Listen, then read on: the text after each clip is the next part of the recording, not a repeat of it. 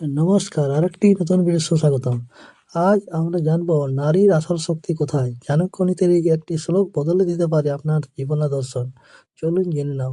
আচার্য চাণক্য তার কালজয়ী গ্রন্থে চাণক্য নীতিতে জীবনের প্রতিটি বাঁকে চলার সঠিক দিশা দেখিয়েছেন। তার মতে নারীর সৌন্দর্য কেবল বাহ্যিক অবয়বে নয়, বরং তার অন্তরিক সুপ্ত গুণাবলীর মধ্যে নিহিত। চাণক্য একটি বিশেষ শ্লোকের মাধ্যমে নারীর সর্বশ্রেষ্ঠ শক্তির কথা ব্যাখ্যা করেছেন। বাহু বীর্যং বলং রাগো ব্রহ্মবিদ বলি রূপং যৌবন মাধুর্যং স্ত্রীণাং বলমানুত্তমনম। অর্থাৎ রাজার শক্তি তার বাহুবলে, ব্রাহ্মণের শক্তি তার জ্ঞানে, আর নারীর প্রকৃত শক্তি হলো তার রূপ এবং মিষ্ট বাচন ভঙ্গিতে। চাণক্য মনে করেন একজন নারীর নম্র ব্যবহার এবং প্রজ্ঞাই হলো তার সবচেয়ে বড় অস্ত্র। এই গুণাবলীর মাধ্যমে তিনি কঠিনতম পরিস্থিতি জয় করতে পারেন এবং পরিবারকে রক্ষা করতে পারেন। আধুনিক প্রেক্ষাপটে চাণক্যের এই দর্শন অত্যন্ত প্রাসঙ্গিক। নারীর সহনশীলতা ও আবেগীয় বুদ্ধিমত্তা এবং সহমর্মিতাকে অন্যান্য করে তোলে। শারীরিক ও মানসিক প্রতিকূলতার মাঝেও অবিচল থাকার ক্ষমতা নারীদের এই সসীম শক্তিশালী সত্তায় পরিণত হয়।